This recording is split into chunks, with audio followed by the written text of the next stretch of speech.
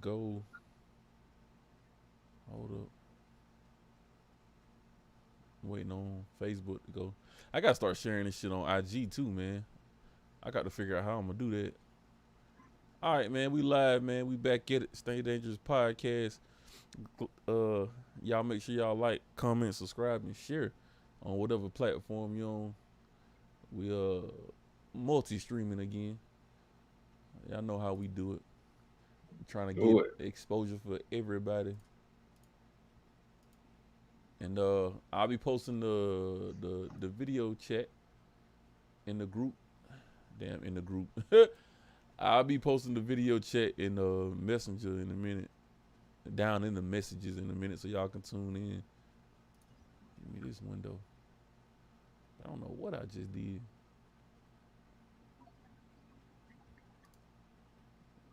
Bad with the brothers for a minute. Boom, boom, boom, boom, boom. Yeah. What's good, y'all? What's good? We're going to do a little sharing real quick. And then we're going to jump into the night's topic. Night's topic is going to be black leadership. Who do we follow? How do we follow? And who we know is real. Word. Who we know is real for our people, our culture. Because we have had, we've had some people. Very questionable people. Indeed. Have to question a lot of people's allegiance because, as we know, we kind of here for ourselves, so to speak. Yeah. So we have to make sure everybody is on code, so to speak. Most definitely. The thing about it, the code is the leader. There should be no isolated leader in no circumstance of the word. The code should be the leadership amongst black people, man. Indeed. In my opinion, anyway.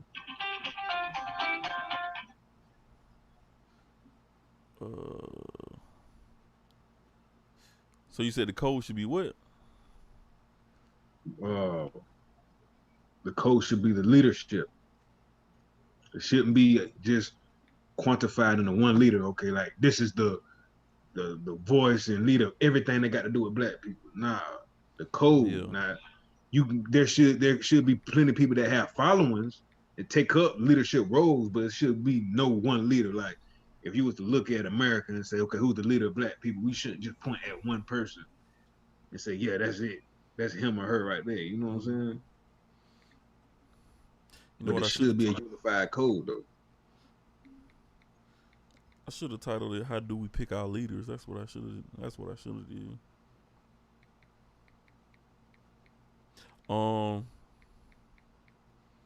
So before we get started, man, I don't know if everybody been in tune to what's going on at Ware State Prison, but all the information that I got, some officers lost their lives last night. Some inmates lost their lives last night due to a riot down in Ware State Prison. If y'all know anything about Ware State Prison, pretty much everybody down there got the long ride. Ain't nobody in for no short term down that way. But still, inmates or no inmates, don't nobody deserve to have their life taken away from them. So, prayers and thoughts go out to their whole staff, inmates included, man. I was a correction officer for 3 years. That shit don't get no easier by the day, man. It's very, very nerve-wracking at times, especially when you have inmates. Some inmates can reach out and touch you literally, and some have a reputation to get at people they don't like. So you have to toe the line inside that wall, man. And the officers are always outnumbered. I don't care what facility they're at. Officers gonna always be outnumbered. You have 300-400 inmates per unit to be like 3 officers in there. So yeah, man, my condolences and everything go out to them people, man. I'll never do it again. That's a fact, though. But anyway, man, let's get in tune to it. My brother brought this topic to me, so I'm gonna kind of let him lead the way, and we're gonna have a good conversation about this because we've been talking about this for years about following certain people, the identity of certain people, and with the internet, man, you know, it's kind of easy to get at these people and really find out who's who. Like it can't hide too much information nowadays on the internet because I mean shit, it's everywhere. If you make a Facebook page, it's never pretty much deleted.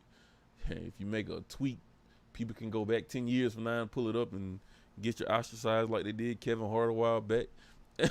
But I mean, it is what it is. So my boy Smurf. Yeah, man. Once it's up, it's stuck, man. On social media, man. Remember that. Once it's up, it's stuck. Oh, too. I'm gonna tell y'all something too that I found out. You can delete your Facebook profile. Bless up, King. Hey man, check your email. I sent you a file back. I'm finna send you another one after I jump off this, bro. But there's a website that you can go to, and no matter when you created something on the internet, it creates a snapshot of that web page. Like, so even if you deleted something, you can go back and it's already have a snapshot of what you posted. You know what I'm saying? So you can't get away from it. I'm finding out new stuff every day on how to get old information from other websites and stuff. So that's correct. Yeah, I didn't know that, man. I was scrolling down something and it came up and they walked through how to do it. I was just like, oh, so you can really like never delete nothing off the internet. Not unless you got one of them scrubbers like they had on what my TV show is, Scandal. hey, cuz, sound like your microphone like scratching. Oh hell. For real. All the way through? No, I was just like, I can understand you, but I can just hear like a little static after you get finished with your sentences and stuff. It might be this AC in the back. Hold on. Go ahead, bro. So what you want me to talk about now? Well, anyway, the conversation of the day was about leadership. I feel like as Black people, we have been exposed to a lot of prominent influencers / orators, you know, the people that you see on Facebook, you know what I'm saying, giving the speeches, saying all the right things when it comes to speaking for Black people's interests. And a lot of times people take what they say on stage and wherever venue they may have had a prominent speech and they disregard their actions because their actions a lot of times don't follow up with what they were just saying to you or whatever venue you saw them at. So I don't want to throw the baby out with the bathwater because if somebody go somewhere and they spit that real game to you, by all means, take the knowledge, especially if it's correct knowledge and you went back and you studied and you could prove what they said was correct. Cool. But before you become a complete fanatic, like you are with Michael Jordan or whatever other celebrity you may look up to, look at what that person is doing.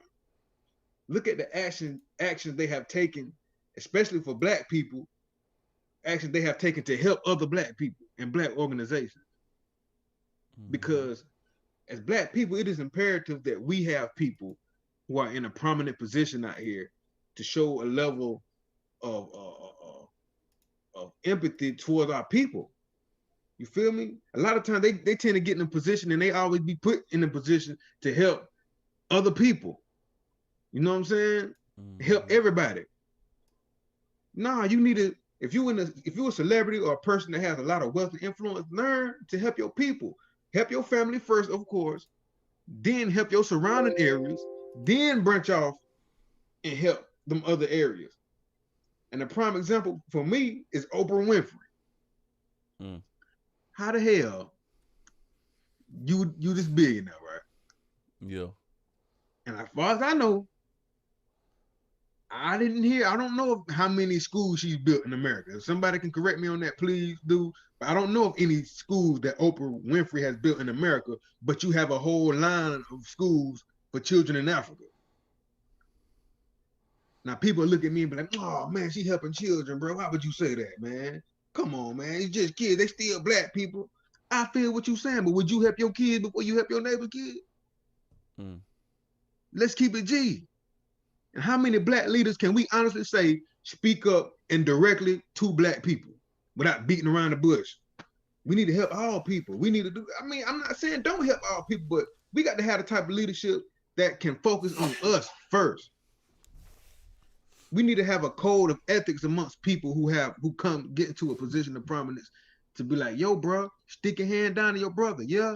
In your neighborhood or whatever, they might have treated you like shit, but go look for the people that's worth helping and at least help them.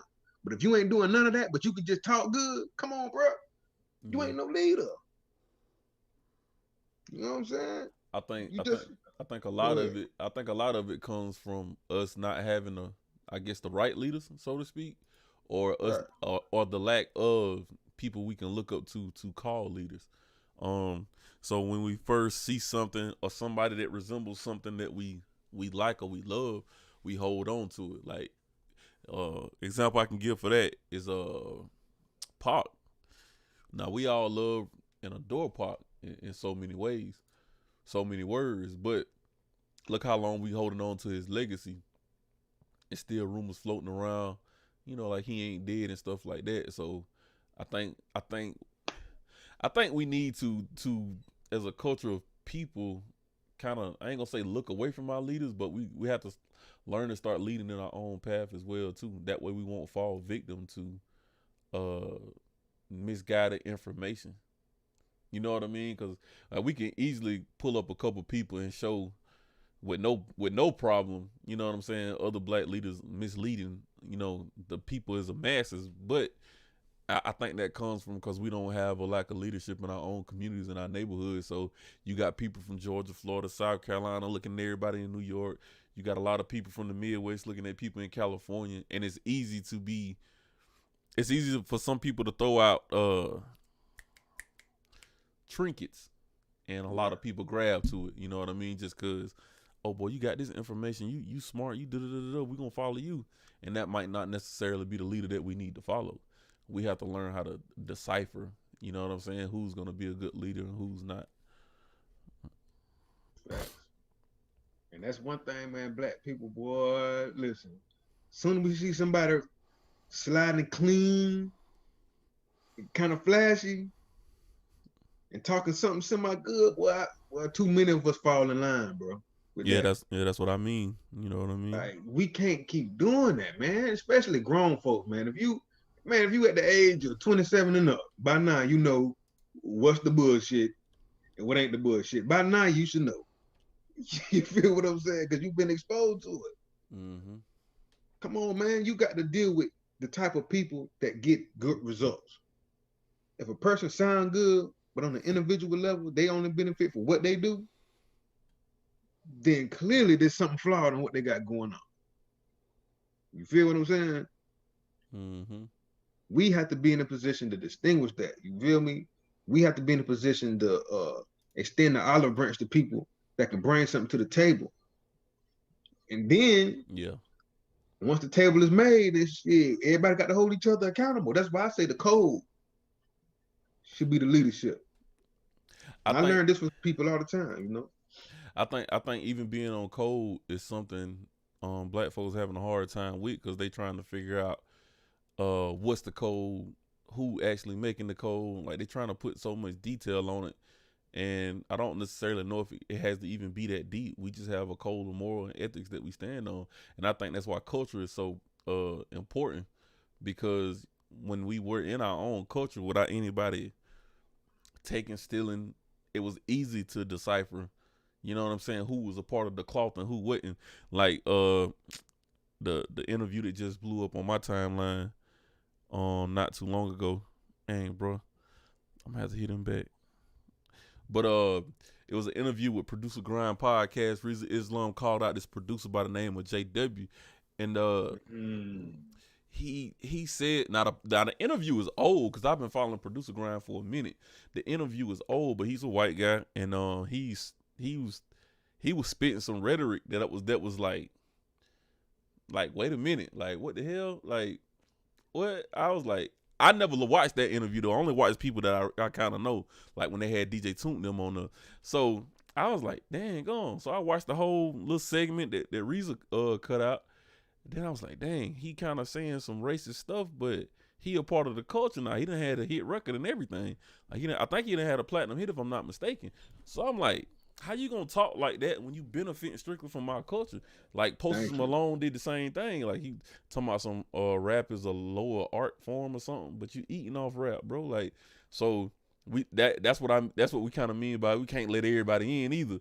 You know, we got to be a part of our own cloth. We got to go back to our ways, and you know what I'm saying, with lack of better terms, so to speak, or phrasing.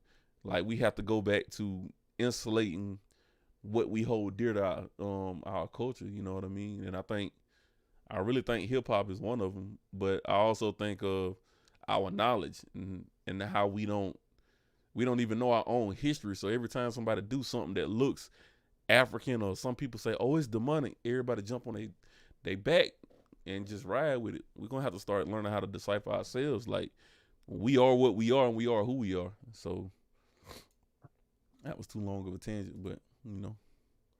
Man, I feel like with that part, that should be one of the codes right there. One of the policies of the code when it comes to where you get your information from. Yeah. Because in 2020, with the type of information that me and you have been exposed to, by now, people should know there's nothing demonic about African spirituality other than what's been propagated through media to us over these years that we've been in school and living in this society, bro. Yeah, but see, I don't think our people want to even do the work. I had a conversation with Wayne, a conversation kind of back and forth chat earlier, and I just left it alone because, you know, I've been said I'm just tired of talking to people about it. That it's the Beyonce video. I haven't watched the whole thing, but it got a lot of African stuff in there. She got them horns on her head, and the girl was like, "Well, it's kind of demonic," and I was like, "How is that demonic when it's Egyptian culture?" Like, she was like, "Cause some of the stuff in the video is Egyptian culture, but them horns on her head ain't." I said, "Well, yes, it is. So how you gonna like where you getting your information from? Is you getting it from these posts that I'm seeing, you know, scattered around the internet?" And then she was like, "Well, I'm on the information."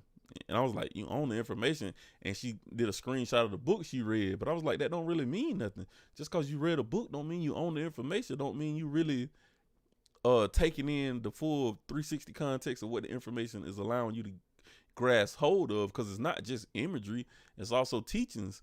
And a thing that I had with that phrase too was, "Oh, I'm on it." You know, if you understand what the Egyptians were teaching, you can't just be on it. Everybody got to be on it around your circle. So if you're not teaching, you're not helping. Reach one, teach one. So it don't matter if you own it or not. It's your brother next door on it. It's your next door neighbor that you ride around with every day. Is they own the information, or can you even give them, spoon feed them information so they know that, hey, we ain't rocking with that. You know what I'm saying? So like if a group form up, then we'll know. You know what I'm saying? Everybody on this block will know, hey, we ain't rocking with that. You know what I'm saying? And people might just say, "Well, I deal with Smurf, I deal with Mayball, so if they ain't rocking with it, we ain't rocking with it either." And then that's how we get on code. You know what I mean? Not just holding the information to yourself and you feel like you somebody bigger or better just because you sat down and read a book. You know what I mean?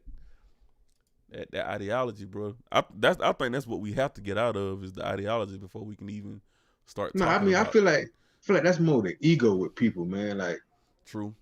You know what I'm saying? People don't want to backtrack on the information they have. Like, it don't matter what I have studied. If somebody come to me with a different perspective, yeah, I may disagree with it, and we can even get into a debate about it. But if you was to prove that what you saying has more validity than what I'm saying, especially in the 360 degree of range of studying it from historical references, dates, you go into the etymology of it, all of that geography. Now, if you can break it down in a fashion like that discredits what I'm saying, then I concede to you. But you can't just give me some blanket argument, especially about African culture, when you and I both know, what kind of African culture have we been taught K through 12? It's nothing. what teachers? There's only like probably about 20 prominent teachers that we could possibly go to right now that you and I both know. We know that information right there. When we cross-reference that information, that's on point. And a lot of these people that be wanting to debate don't even be having none of these people in their category of writers who they refer back to, where they get their information from. Yeah. So I'm like, all right, now you got to be codes, man. You got to know where you're getting your information from, man. Yeah, and people got to understand too, man. Like, when we getting this information, man, saving it for yourself ain't helping no daggone body, man. That ain't the information is put to teach the masses. If everybody in math class never helped nobody, then we wouldn't have math scholars. You know what I mean? So if we want leaders, we have to pass this information down. You can't just hold it for yourself.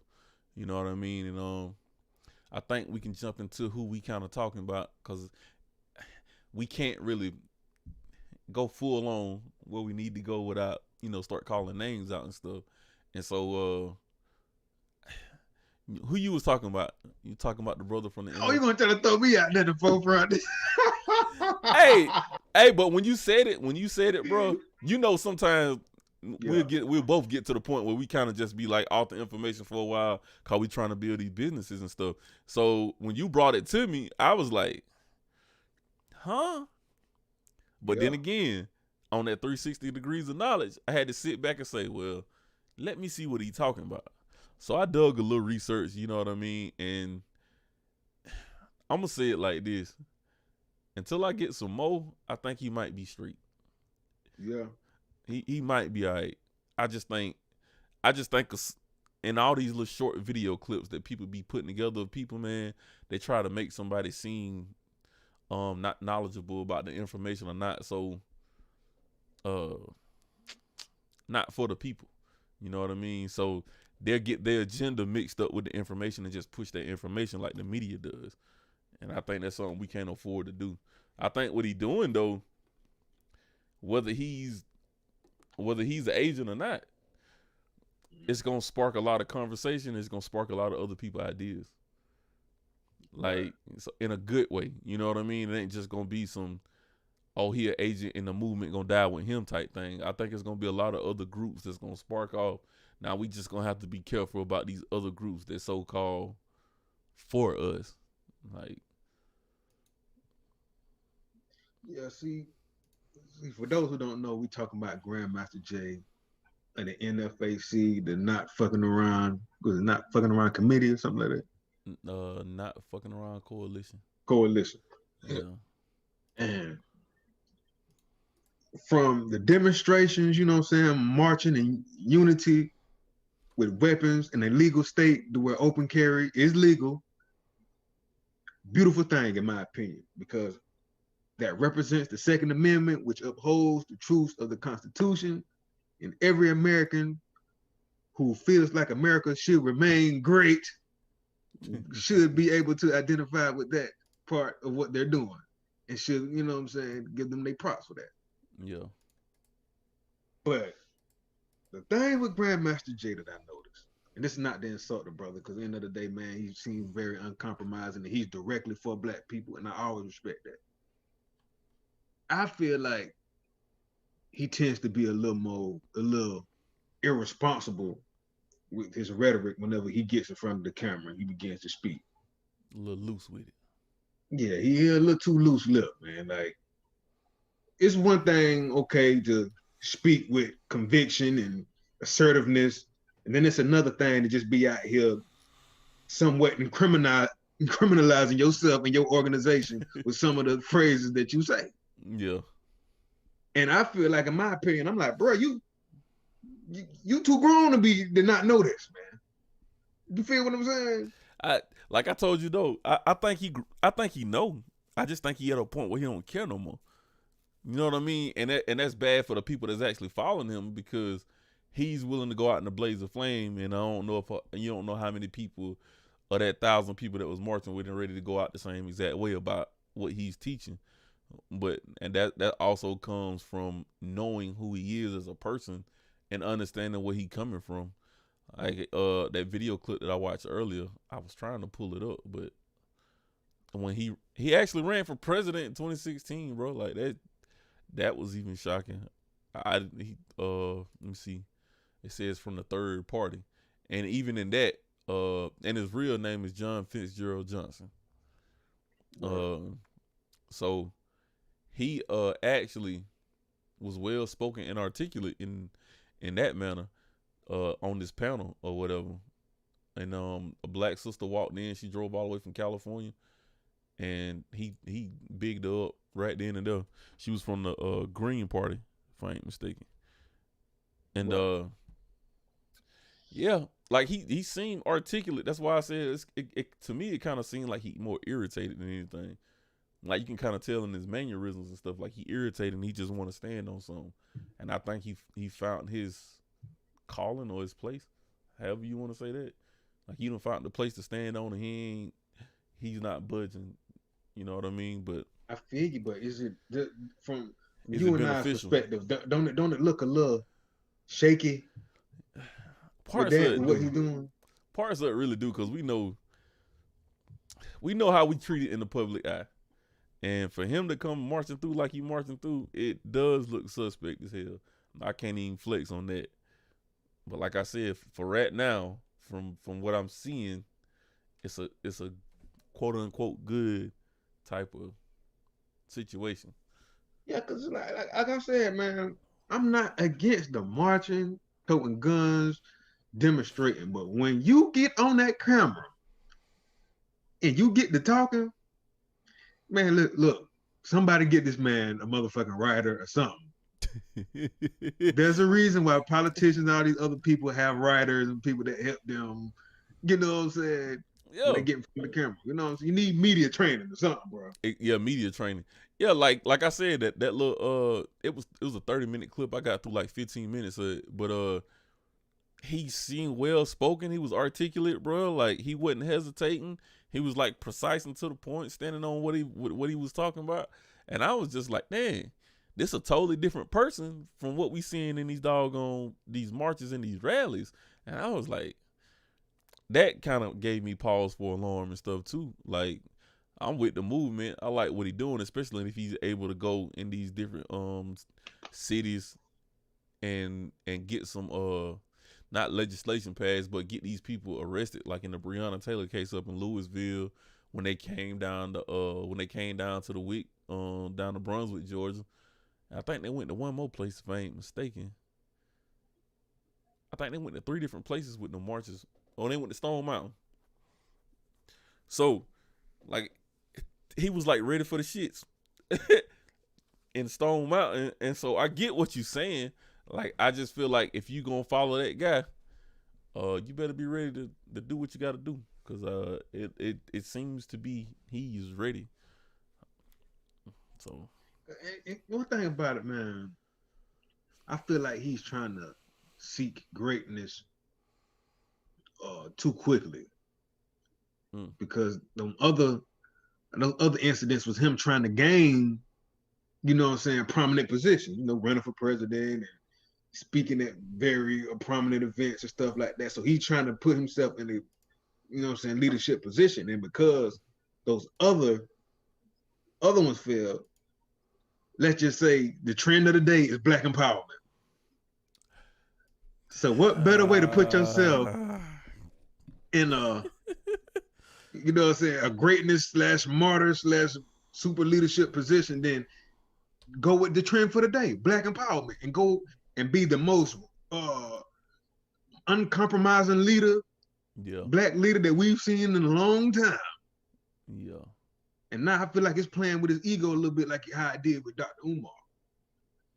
Because there was a period of time with Dr. Umar, boy, he was talking that game, but I was like, yeah, man, I like that brother right there, man. I love what he's speaking, man. Yeah. But then you start noticing actions they were taking outside of their speeches and stuff like that. And then you like, whoa, wait, you getting a little crazy. And then half the time I want to be questioned. Yeah. On nothing. I'm like, what's up? What's happening? Is this going to turn into a tyranny type situation, a dictatorship? Yeah. So, I just got this window pulled up. I'm trying to find. There we go. So I get what you're saying when his ego feel like it's taking over, because, and I think that's why I said we got to get to know that person. Like, we can't just let these people jump on scene and we also jump behind them, because that could lead us into self-destruction, so to speak. Like, Word. and then when I'm looking, I scrolled down his Facebook page earlier. So if y'all don't know who we talking about, let me get this window up so y'all can see what's going on right here. Smurf, I think I'll have to share my screen on Zoom for you to see it. But I'm on matter of fact, just pull it up on your phone. It's probably gonna be laggy as hell though. What's that? If you wanted to see what I'm sharing. Oh, I see it. Okay then. All right, so this Grandmaster J, this the dude, leader of the NFAC, Not Fucking Around Coalition, and see his Facebook page where they did marches and stuff like that. This video right here when they was in Louisville, Kentucky, and I wanted to find his personal page. I ain't see his personal page. But from the things that I can see up here, hey, there was actually a group this video right here. It was a group of white people that showed up when they was in Louisville. I think this is in Louisville. It's like 30 people. Talking about the Boogaloo Brothers? Is that what that was? I think so. And that he got a little backlash for that. Oh yeah? Yeah, boy. The Boogaloo Brothers are supposedly a very racist, white nationalist organization. They've made threats and they supposedly, allegedly killed a black cop once. So it's just like, yeah, you know what I mean? Hold on. Put me on game. Let me bring the screen back up. Hey y'all, but this is who we talking about. The brother right here. Let me see, is he gonna do it?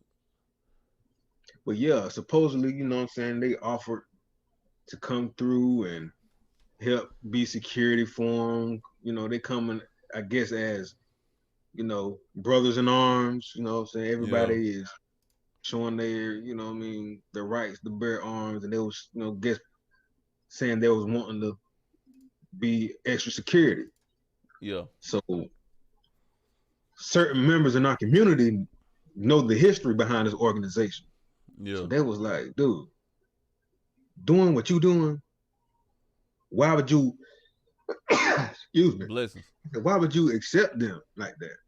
Yeah. Now, granted, he didn't completely say he accept them, but he said if they was to show up, then, you know, it'll be, in his mind, it'll be okay. But at the same time, bro, you know how they plan it, bro. Yeah, that's sus right there.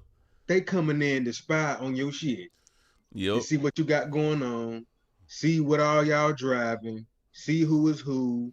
They ain't just no regular network. They notoriously do stuff like that, bro. Who they can tap into, who they can get close to, and that's what we mean by picking people that we around too, man. Because like that's pretty much how the Black Panther Party got demolished. That's how Malcolm X. That's how his movement got stopped. Letting certain people around you that you really don't know the background to. So Grandmaster J should be having some people around him that can 100% do a whole bunch of research, or the people that already know the information. Hey, I need y'all to come in on this. Like who these people is, where they from, what they got going on, who they supposed to be. And if they supposedly killed the black cop and they bragging about it, then that's the group you need to start banging on right there. Straight up. Yeah. If you spitting the talk you spitting, you know what I'm saying, with these rallies and stuff, showing up how you showing up, you gonna spit the game like that, then hey, ain't no other way to stand on it than besides, you know what I'm saying, going after somebody that's that has hurt one of our own, so to speak. So that's wild. I ain't know nothing about that right there. Yeah, man. But granted, I ain't gonna say he said, yeah, I completely welcome y'all, but I mean, he ain't give it that same voice, like, hell no. You don't want you feel me? He ain't give him that same pushback. But I think that's part of that finding the information. I think that's what he was doing, like trying to, like, I don't know, but we ain't gonna say no because I don't really know. You know what I mean? Let me toe the line real quick. But if he find out the information, I expect him. I hope he will go ahead and mount up and just start putting these groups out on blast. Like, hey, we can't fuck with these people. We can't hang with these people. So you mentioned we've been following the conscious community. I hate calling it that for so many reasons. Wow, what's so wrong with the conscious community, bro? I don't get it. I hate the wording and the phrasing of it, and then people take it and put their own spin on it and not know. You know what I mean? It's like they So just. is it the spin you more mad at, or the phrase, or the conscious community itself? I'm more mad at the spin of it because it's like our own people are taking it and like following other people rhetoric behind it. Like they're not coming to the information on their own and actually deciphering it for themselves. They doing it. I mean, but nobody really Through other comes to the people. information on their own. Usually, No, you have a friend. Or oh, you see okay. something. Let me rephrase that then. They coming through channels like CNN with their information and they just take it and spew it back out without actually, you know what I'm saying, going to the proper, without going to Sarnetta TV, without going to, you know what I'm saying, the red and the blue pill, people like that, and like sit down and watch a lecture or two, you know what I'm saying, before you say what you say, you know what I'm saying. You could tell that they got theirs from mainstream media, you know what I'm saying. But Yeah. we've seen different people come through the conscious community and we had to give them, you know what I'm saying, got to put them in the chum bucket. Yeah. Because like when we first see them, they spitting all the right information, and then let's say 2-3 months a debate or two in, then we start seeing those signs, and like we said before, it's like they came to this rise because they had this type of information, but nobody checked their background until they started getting in these community beefs. And when they get in the community beefs, now everybody checking each other's background, saying this person did that. I think all that should come to fruition before we actually put these people on camera. You know what I mean? So Yeah. we just got to do our homework, man. But there's been a lot of people that spit a lot of good rhetoric and kind of left us hanging too at the same time. I don't think we've had Not a Umar Johnson.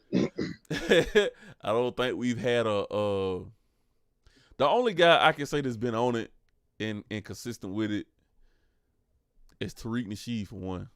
I most definitely got to get it, brother. Kudos, because he all the way on the information, and he's not really he ain't holding back, but he's making sure he passed the information to everybody. That interview I was talking about with JW, he had I guess there's a video chat, a little video chat, yeah. Umar was checking, bro, and you could tell the white boy was arrogant in the mud because he wouldn't let Umar get no words in, man. And you talking about Tariq or Umar? I mean Tariq, my bad. He didn't let Tariq get no words in, but Tariq was on his head, boy. Like you can't come in the community like that, talking that type of game, and you sitting here benefiting off our culture. Like you can't do that.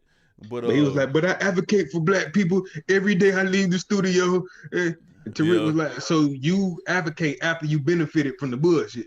Yeah. And Come on now. Then Tariq said, this is why I like Tariq. He said, so you mean to tell me that you are more equipped to speak on what's going on in the black community than we are? Yeah, man, because I done been there. I feel like my views from what the current time is, and I said, boy, you don't shut your. But at the same time, I said, hey, from earlier, once it's up, it's stuck. Boy, you done fucked up. Yeah, you done fucked up. Yeah, boy. You know, some people gonna protect them now. You know that's off. Most of they done made some money with it. They gonna try to protect them a little bit. But yeah, man, that's what I be telling people, man. Like people y'all be getting mad at me because I say Eminem in the top 10. But hey, man, I'm telling y'all, you the homie, so I'll let you pass with the blasphemy. It's okay. Let me pass with the blasphemy. It ain't blasphemy, bro. It's real talk. It's real. Man, you can't line up 10 people and get half of them folks to agree with the hell you just said. I bet I can. Bet you can. I bet I can. Okay.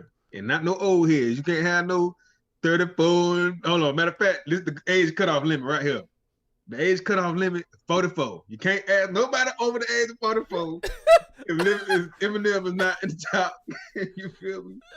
Yeah. Come on, man. But what you doing is though, and that's what I keep saying, man. Y'all got to realize when y'all say the greatest of all time, then every era counts. You can't dismiss an era because of age or what it came up. I'm not calling Eminem the greatest of all time. I'm just saying the man is the top 10 lyricist. That's the greatest of all time, bro. No, world lyricist is his own category. what I'm saying is, but that's all time. When you saying top 10 lyricists and you not putting no date or no era on it, if you say he one of the top 10 lyricists for 2000 and beyond, okay, I can give you that. But when you saying, man, back then too, I'm talking about as top lyricists in the game, period, bro. Bruh. You was tripping. You ain't gonna line up 10 people, bro. To agree with half of them is not gonna agree with what you saying, bro. Okay. I'm just keeping it G, bro. M is top 10. He's not top 10. And I ain't even just going by how heavily marketed he was, bro. That man is a lyrical beast, bro. He one of them. Now, GOAT level, no, because his content wasn't really, you know what I'm saying, what I would consider a GOAT shit. Mm-hmm. At all. So back to the nature of him. Eminem ain't top 10. Anyway. Okay. Hey, I still want you to get that one song that you gonna say solidify Lil Wayne as a lyricist too now. Don't make me go to archive. Niggas I want you to get one song, 2 songs, 3 songs, whatever that solidifies him as a lyricist. That's what I'm looking for. All right. That's all I'm saying. Hey man, if y'all like these conversations, y'all want this to go bigger, make sure y'all hit that link in the description below. It's the PayPal account. You'll see your donation on the bottom right-hand corner of your screen when it come through. And we're going to appreciate y'all. But let me get $1. Let me get $1. Yeah, man. If y'all want something to grow and y'all want to get behind it, man, just, $1 a Sunday. That's cool. Mm-hmm.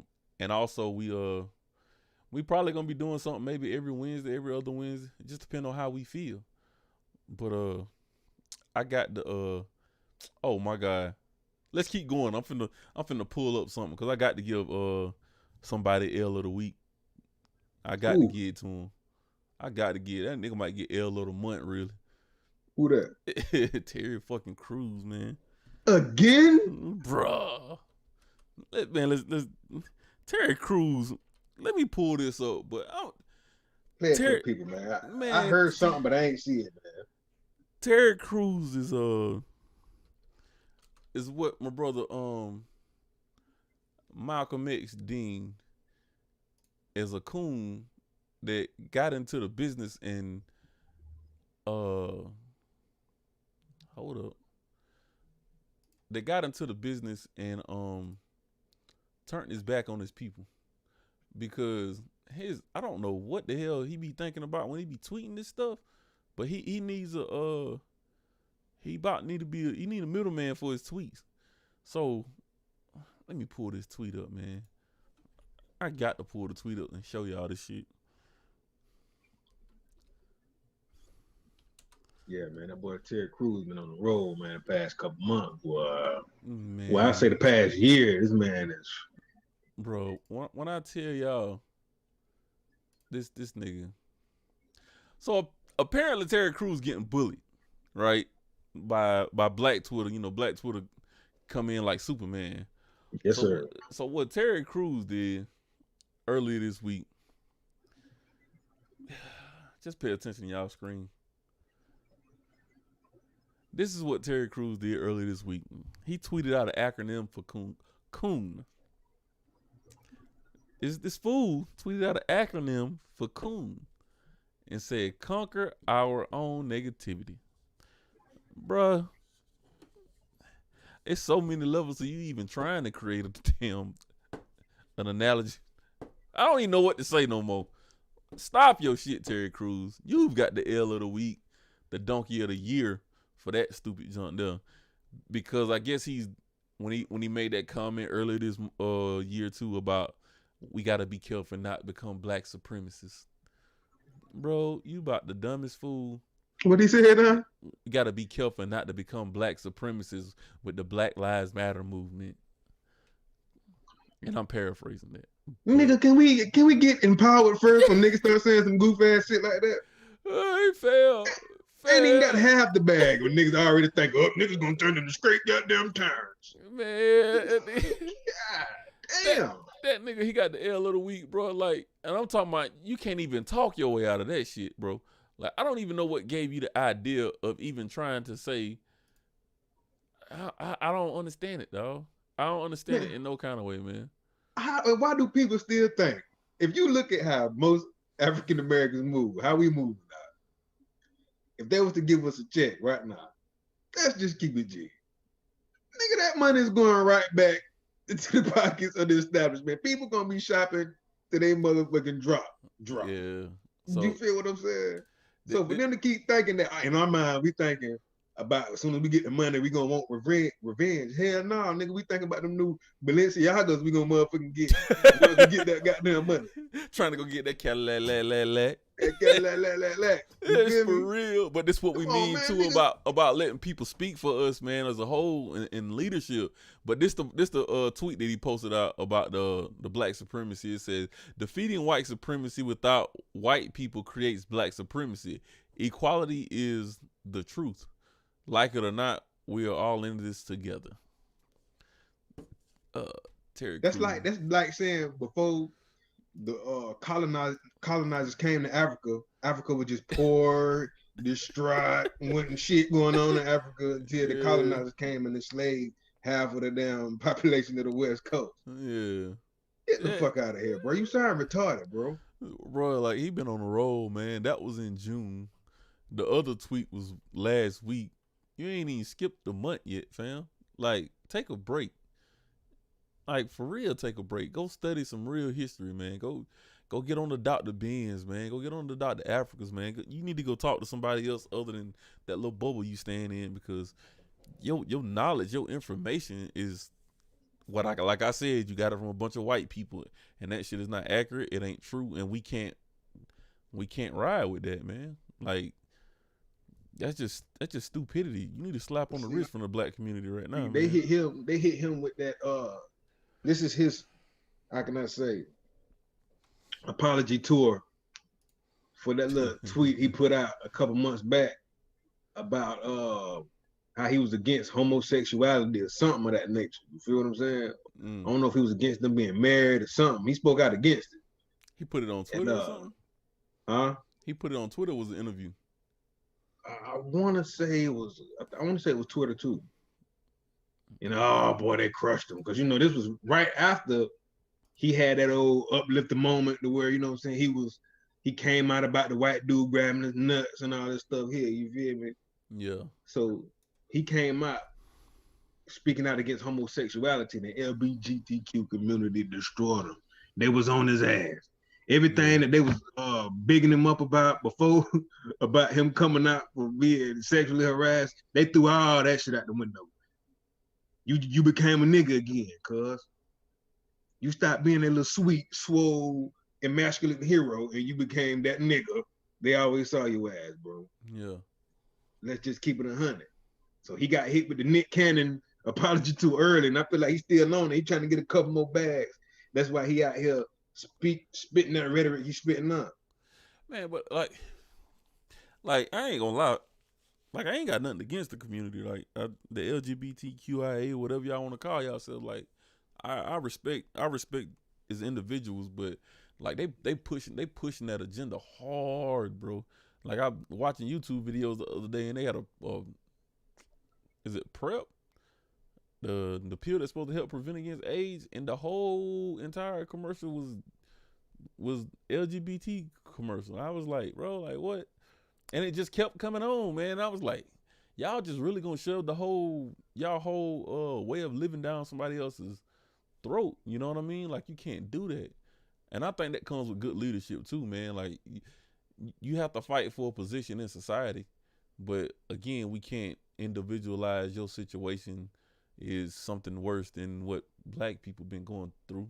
Like, and we can't go tit for tat with who got treated worse. That ain't nothing to go tit for tat about. But like, you just can't keep pushing that down somebody's throat, bro. It's kind of overwhelming at this point. I can't even flex on that. I mean, you got to look at it like this. Like, how is a sexual orientation a community of people? How is that considered as being on the same level as a race of people? We can't take off our skin, but a person can walk into a place and stop being gay for a minute to get a job. Yeah. I can't go nowhere and pretend to look white or pretend not to be what they can obviously perceive from me. I don't know. I don't. I think that'll be kind of torn the line too, because when you think about it, like you can't just say the church that you go to is a community of people if you're gonna put it in a context like that. Like that's kind of I don't know.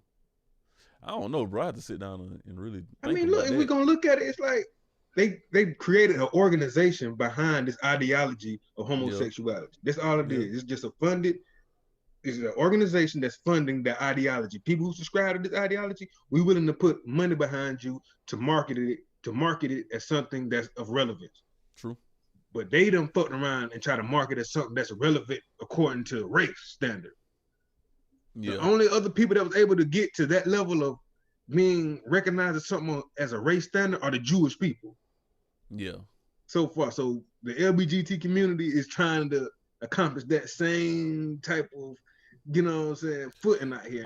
I get what you're saying. Yeah, Yeah, I get what you're saying. I just don't think I don't think it's that serious it's to be, not. you know what I'm saying? Like, and I don't know if like I'm not trying to downplay it or nothing. I just don't think it's that serious, man.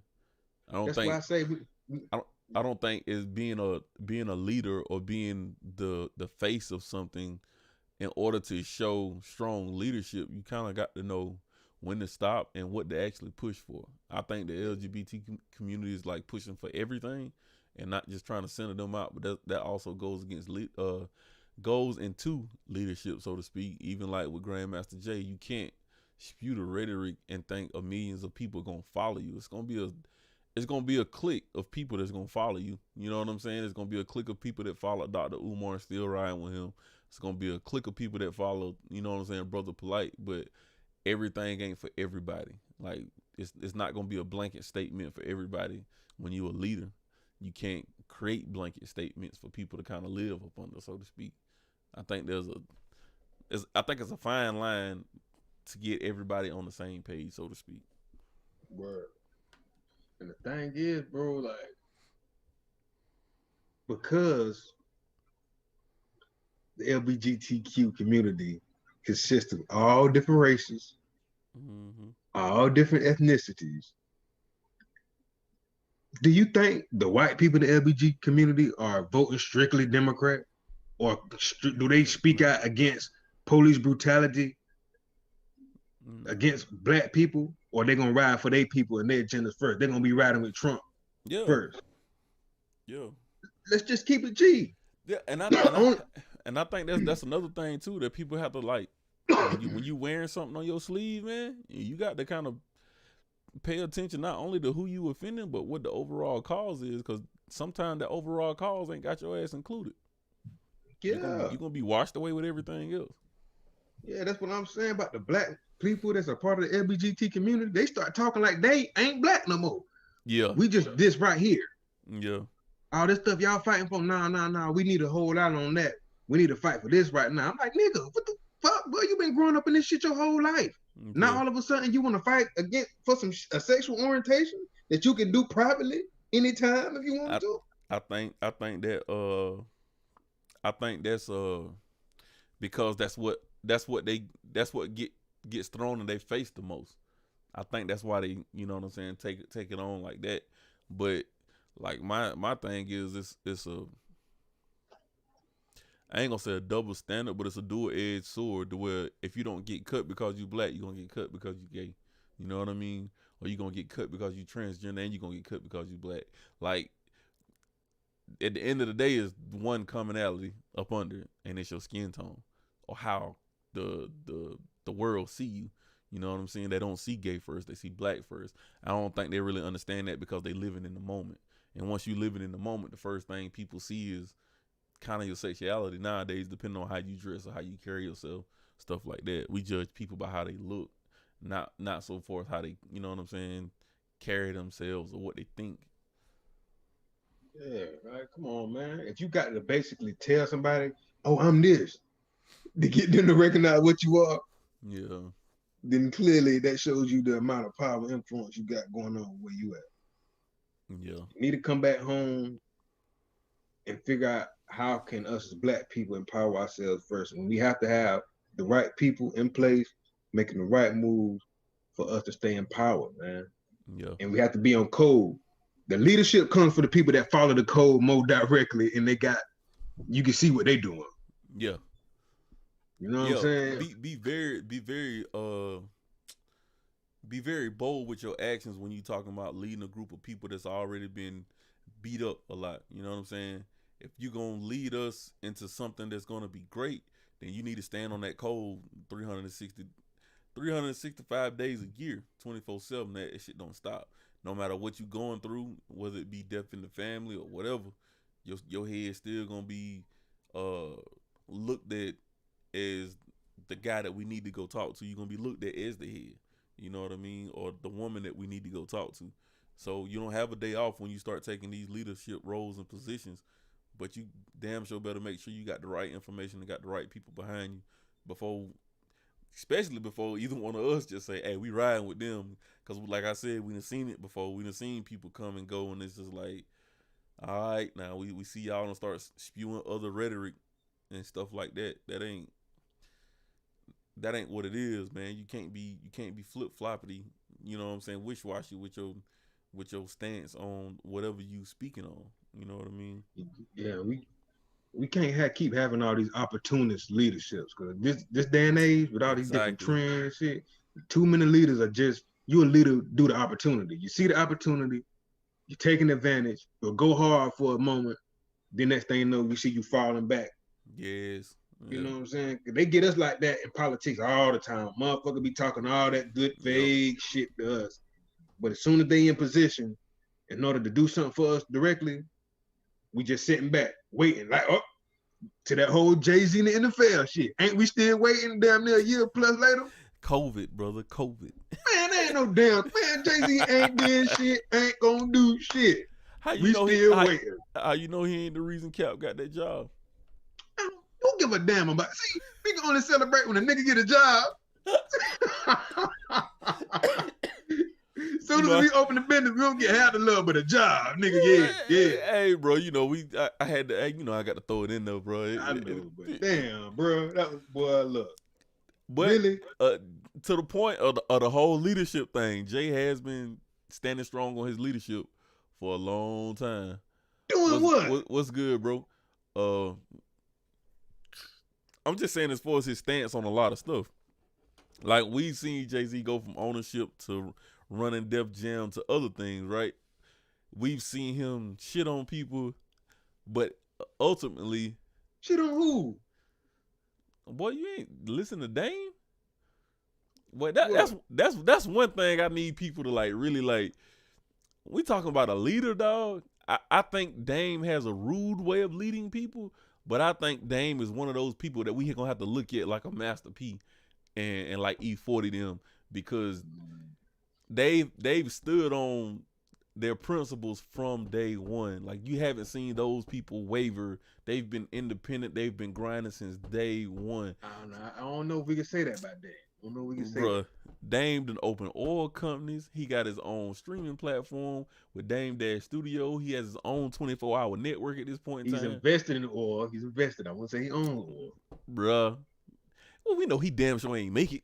But you feel me? He's a tycoon, still a tycoon. Still bro. But what I'm saying is, people like that, even when you hear Dame talk now, you haven't heard him waver for anything he's said in the past.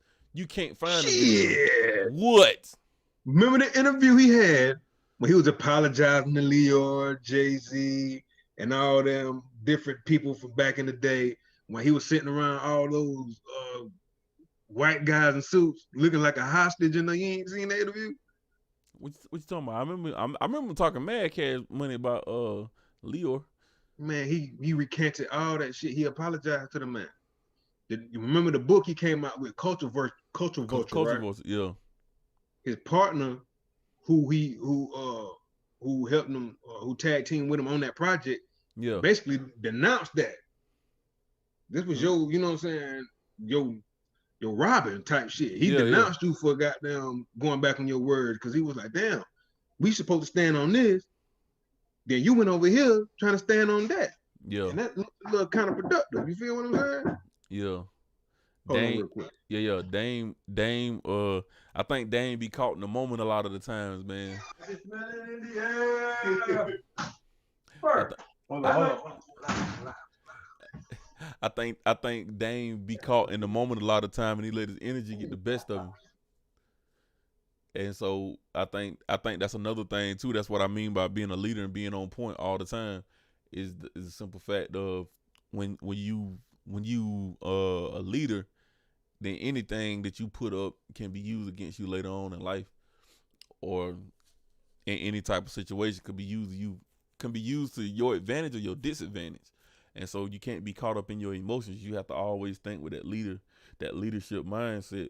And I think that's what Dame gets a lot of his bad rap from, because even though he's a leader in his own right, then he has a lot of I ain't gonna say growing up, a lot of mistakes that he's made that he's owning up to. And I think that's part of being a leader as well. When we talking about people like Dame Dash, I think owning up to his mistakes is like one of the greatest attributes of a leader. So Right.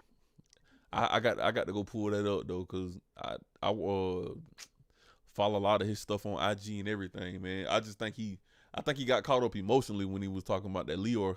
I do remember hearing him say something about what he was saying wasn't 100% true or something like that, but I don't know. Then I think that's part of his persona, his ego, living that big lavish thing. Like, you know what I'm saying? I'm gonna be the first to do this, and I'm gonna be the first to do that, because they was the first to do a lot of stuff. You know what I'm saying? Building Rockefeller Records. Right. Yeah. But I feel like, man, with that situation, even though he was speaking independent, Yeah. he was like, damn, I could possibly touch. If I can get in back in good graces with these folks real quick, I feel like I can come up on a quick 20 mil or something, just doing a little business with them, and then I can fall back on my little independent grind again. You feel me? And to me, that was a sign of weakness. Talking about Dame? Yeah. Because he was basically saying, y'all, we don't kick it no more. I'm ready to reconcile everybody. You feel me? Because he called out Kevin Hart all along, like, what's up? Let's all get back together and start talking, and what I'm saying, have fun. He was trying to disguise it like, oh, just on some family shit. But at the same time, I'm like, bro, even if everybody separated ways, right? Yeah. I guess he left so much of a sour taste in their mouth to where they ain't even fully trying to reach out to him. Yeah. Even on some business shit when they possibly could. Yeah. So he was like, man, let me go ahead and try to get back in good graces so I can do that. And I'm like, nah, bro, stand on what you stand on, bro. Yeah. Straight up, bro. Now, if you do it on the low, cool, but man, you basically look like you was in the interrogation room, you know what I'm saying, apologizing and shit. Right after you just made this whole culture vulture book and made a culture vulture movement calling these folks out. Yeah. Come on, dog, you can't do that, bro. But I respect him because, what he said was the truth. What he was saying when he was, doing his interviews and stuff like that, podcast is the truth. Yeah. One thing about him, boy, them some hard shoes to fill, boy, right now, man. Ain't gonna count. Yeah, that's what I mean by even just being a leader at like 100% all the time. Like, you gonna fall off your horse, but you gonna have to, I guess, because we as black people, we hold our own people up, and we don't give them no fucking leeway, man. Like, so to be on good standings in the black community, boy, you gonna have to always be, dang, I ain't took them pictures yet. I'll do it for later on. You gonna have to always be on your square, man. Like, you gonna have to always have people in your corner that's gonna tell you, hey, don't do that type thing. And that might be playing politics to a certain degree, but like, we don't give our own leaders any type of chance. We'll ride for the other before we ride for our own people. So,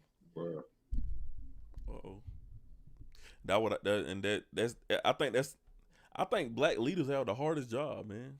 Leading a bunch of people, half of them don't want to be led, or half of them don't want to listen, but they'll always find ways to knock you down. And that's what I'm learning with the internet too, man. Like, soon as somebody do something halfway wrong, bro, like, they just, the internet riding in a different way, boy. I was like, God dang, y'all don't let certain stuff even live long enough to get the information behind it, boy. But the internet gave people artificial power. Now everybody feel like they got a voice now. a relevant voice, and now they feel like they can speak their opinion, which they can, but at the same time, if your actions can't match up to their action, yeah, they may have fucked up, but hell, where you fucking up at? You ain't even did right on the shit that you was trying to come up to. Exactly. That's why, you know, even though if I get on somebody, I don't get on to them to the point to where I know, like, hey, look, I ain't degrading what they have accomplished. Yeah. But I can address bullshit when I see it. Yeah. I'm completely speaking out against a person as though I did what the hell they did. Hell nah. See, we can't have that in the community. That should be one of the codes too. Know your place. Man, you got to know your place out here, man. And people got to understand too that you're a leader in your own right when you step outside of your doorstep, man. Because certain people look up to you, and you have no idea. I get a lot of people a lot of the time that inbox me or I see them in the streets and we talk about stuff that we be talking about on the podcast or just on the Black Power movement. But when I see them go back in their circles, they be scared to like stand on, you know what I'm saying, what they be asking me or anything like that. And I was like, that's part of the problem, because if you think in a certain way, then everybody around you need to be thinking that way. We can never overcome anything if only one person in the clique think that way and you don't share it with everybody else, so everybody else can get on that code, on that information. Like if we only gonna shop black, like then everybody in the community need to understand that. I don't want to see when we say we shut down every restaurant, I don't want to see not one black person pull up to a McDonald's. Not one. I don't want you to even ride by that sapsucker. Don't even put gas in the car to go up there. Like for real, don't order Domino's. Like that's what being on code is. If y'all ain't caught on to that point by now. Like, oh, that's one of the ones that pissed me off earlier. Somebody shared on Twitter or Facebook, hey, I wonder if Lords of London actually answered back to what T.I. had to say and was laughing about it. It was like, dang, you trying to downplay reparations? Like this man done did his homework research and then brought people together and then wrote ain't gonna say a business plan, but then wrote stipulations to answer to, and you wondering if T.I. done answered, like got an answer back yet. Pretty sure when Tip get an answer, he gonna speak on that answer, man. Like y'all, I don't know, man. Black people just we really got to get our minds back together, man. Get out the matrix, because we be tripping on a lot of shit, bro. For real. I mean, end of the day, it's coming from a place of weakness. People, we don't know what, for the most part, what a black empowered system looks like. We've never lived in one. Indeed. All our power dynamics always came from, for the most part, small family dynamic. Mm-hmm. Some people were lucky enough to have a bigger family dynamic, you know, people that was connected to different fraternities and business organizations to help you get some money. But if we was to look at the degrees of wealth and influence and power in the black community, is weak compared to other communities. And because we've never lived that, we don't know how to recognize it. And for the most part, we so used to people shitting on us and speaking against us. Whenever we do try to go for that, they just following that old rhetoric. Because the code is, let's think about it. The code of the system is to, whenever black people start rising up, find a way to undermine them and shit on them. And then let's find black people and pay them to help undermine it and shit on it. But, you feel me? Yeah, but that leadership quality even goes down to what we saying as far as I would say in the black community, leadership roles even in the household, because if I'm not raised by somebody that stand on the information that they giving and they always bending their back to help somebody else and not really standing on what they is, then a young man or a young woman don't know how to decipher or know what great leadership is. So they just keep teaching that rhetoric over and over again, whether it's by purpose or just by slick influence or whatever. You know what I'm saying? Just because somebody look up to you and you gonna teach it them. Well, Shawty act like this, so I'm gonna kick it cool with her or kick it cool with him, and I'm gonna act the same way. You know what I mean? Like we don't have, man, we thinking about it, we lack leadership in a lot of different areas. Yeah. Even with the brother, like even with Jay Morrison, a lot of stuff Jay Morrison been doing, man. A lot of people talk bad about him, but we see bro keep moving forward, man, and that's something we have to start getting behind, like truly get behind, because if he's gonna teach what he's been teaching, and really, you know what I'm saying, keep this shit going, or take it to another height, because that's what we missing now. That's what T.I. doing. That's what Jay Morrison doing. That's what I can say Reza Islam and Brother BNH, because they've been doing a lot of different things. You see them steady progressing, man, and we can't keep knocking progress because we don't like it. We have to like, okay, what this brother doing, what did she do to get to where she at? And I'm not gonna knock it, but I'm gonna try to mimic her moves so I can get to the place where they at and become just as much of an influence, you know, or that just as much as a leader. And knowing your position don't necessarily mean we knocking you, but knowing your position also means that I know where I stand, and I know where I stand, and I know when to speak, because sometimes speaking out of turn, it's gonna make the person that you following look bad. Like, oh, that person following that person, so we know we can't ride with them because they whole community think like that. It ain't about the individual. Sometimes it's just about the grand scheme of the purpose. Like, what is the purpose, and does me saying something benefit that purpose? You know what I mean? Like, we have to start looking at it like that as well.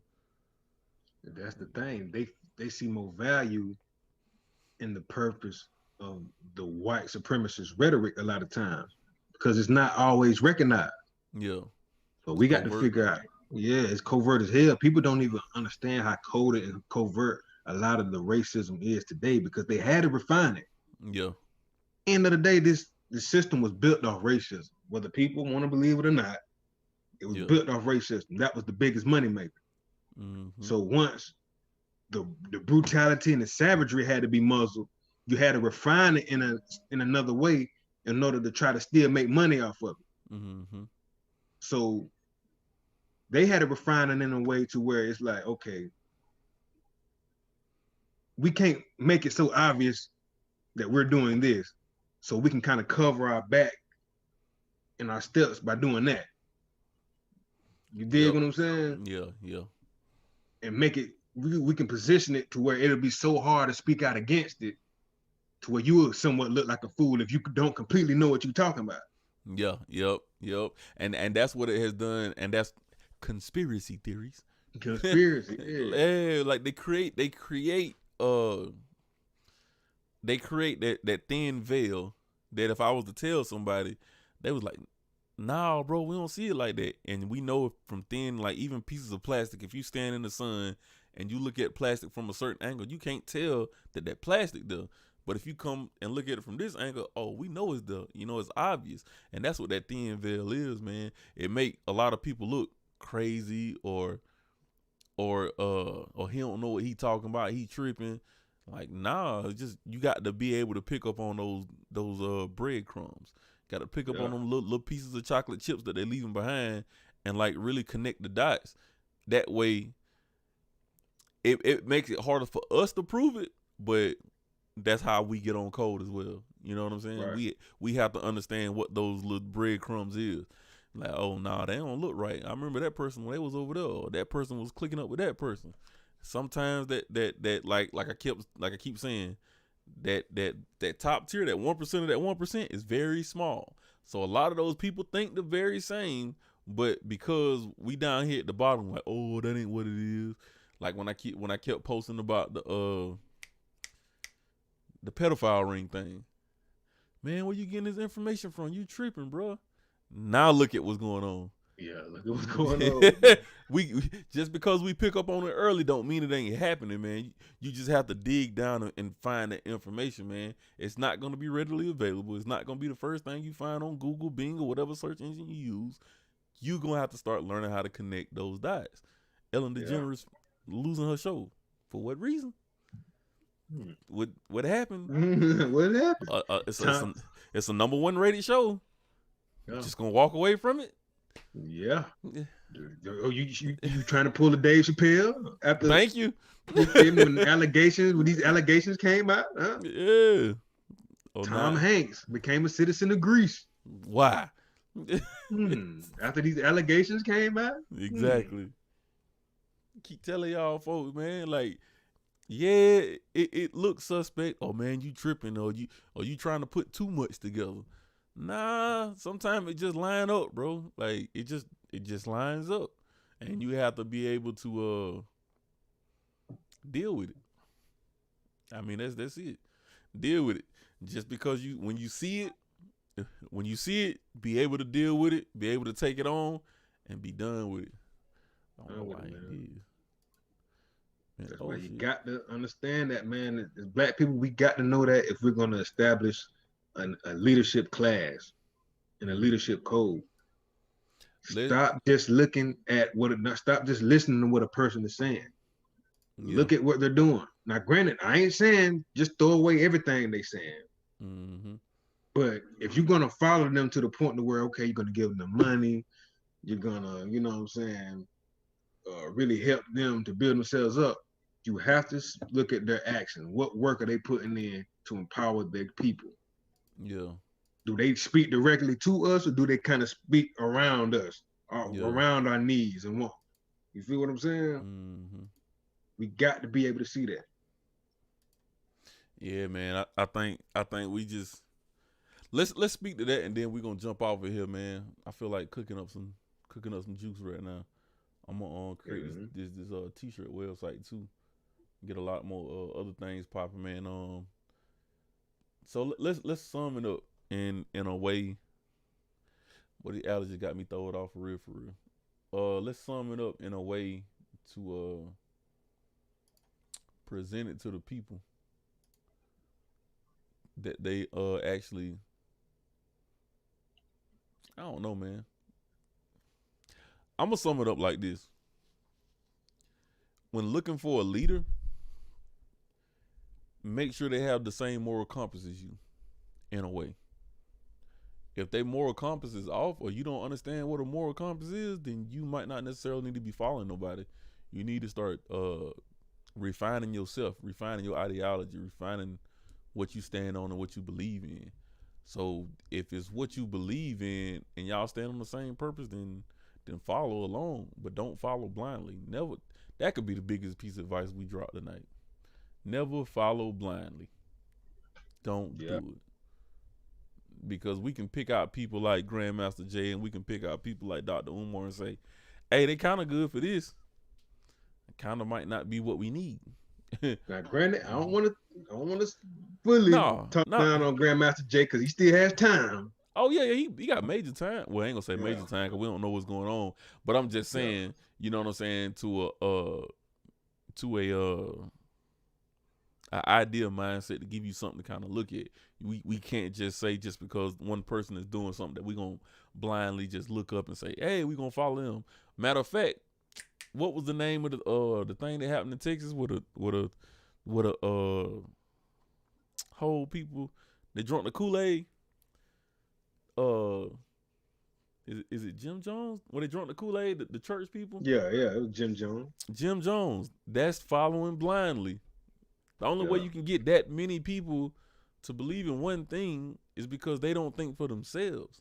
And we have to learn to think for ourselves, man. Don't follow blindly. I mean, that's as simple as we can put it, man. Been on hours winning. Hey, man, we're going to hear some more music, bro.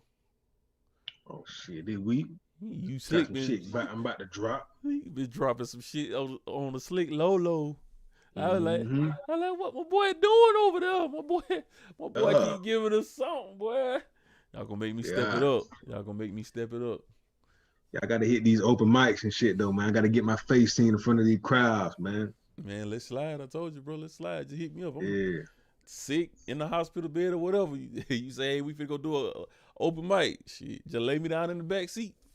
We gonna get there. I'm gonna ride with you, man. I'm gonna ride with you for real. I got I gotta mix this song down me and Lucian did, bro. Shout out to that boy Lucian. Boy, that boy Lucian got some heat, boy. Hey, my boy Lucian going ham, man. Yes, sir. Hey, matter of fact, that's who we gonna shout out tonight, man. We shouting out people that's really putting the pedal to the metal, man, and following their dreams and goals, bro. Lucian came, hey, bro, I'm finna do this, and been going. There we go. I'm gonna pull my boy up real quick, man, before we get up out of here. Hey, man, I need a theme song, bro. We need a theme song for the podcast. Yeah. Gotta come up with something. I got too many beats over here not to have one. Yeah. For real. Oh man, he ain't got. I'm trying to. There we go. There we go. Shouts out to my boy Lucian, man. Y'all make sure y'all go copy stuff. She told me that she wants some of my love. I took her to the club, we danced in time. Got liquor in her cup, so you know we turned up. She just wanna fuck, she don't want no love. You playing it for him? Yeah, man, I'm playing the pieces of it. That one is April Showers, and the other one is Coming Back. Hey, I don't know why you can't hear that stuff, man. I gotta figure that junk out. I don't know, cousin. Hey, we need to do like a segment where we just be vibing to everybody's music from around the area, bro. Oh, the 912 Power Hour. Yeah.